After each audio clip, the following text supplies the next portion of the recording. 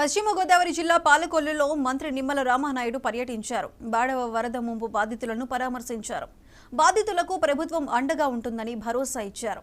నీట మునిగిన వరి పొలాలను పరిశీలించారు. వరద బాధితులకు 25 కేజీల బియ్యం, నిత్యావసర సరుకులు, కాయగూరలు, 3,000 రూపాయల నగదు అందజేశారు మంత్రి రామానాయుడు.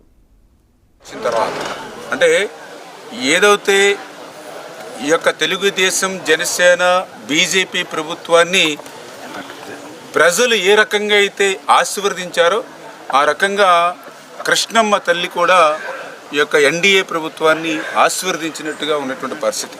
అందుకే గత సంవత్సరం నుంచి అంత ముందు సంవత్సరం కూడా నిండినటువంటి శ్రీశైలం డ్యాము మరి ఈరోజు దాని కెపాసిటీ 215 టీఎంసీలు అయితే ఈరోజు ఆల్రెడీ 203 టీఎంసీల వరకు కూడా నీటి నిండినటువంటి పరిస్థితుల్లో ఏదైతే దానికి 5 స్పిల్వే గేట్లు కూడా ఈరోజు ఓపెన్ చేసి 5 స్పిల్వే గేట్లు ఓపెన్ ద్వారా కూడా కిందకి 135,000 క్యూసెక్కుల నీరు నాగార్జున సాగర్ ప్రాజెక్టుకి నిన్ననే విడుదల చేయడం జరిగింది.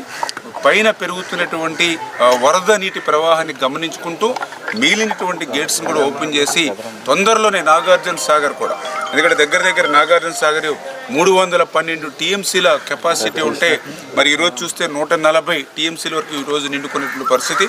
శ్రీశైలం మరి ఆల్రెడీ ఫుల్ అయింది కాబట్టి తొందరలోనే నాగార్జున సాగర్ కూడా ఫుల్ఫిల్ చేసుకుని తద్వారా ఏదైతే కృష్ణా డెల్టా ఏదైతే ఉందో వారికి కూడా త్రాగునీరు, సాగునీరు కూడా అందించేటువంటి విధంగా వీటితో పాటుగా ఏదైతే రాయలసీమ ఏదైతే ఉందో పర్టికులర్గా గత వారం రోజుల క్రితమే ఏదైతే శ్రీశైలంకి ఆ పైన ఉన్నటువంటి ఆలమెట్టి ద్వారా, తుంగభద్ర ద్వారా ఏదైతే పెద్ద ఎత్తున వరద ప్రవాహం ఏదైతే వస్తూ ఉందో రోజుకి దగ్గర 4 లక్షల క్యూసెక్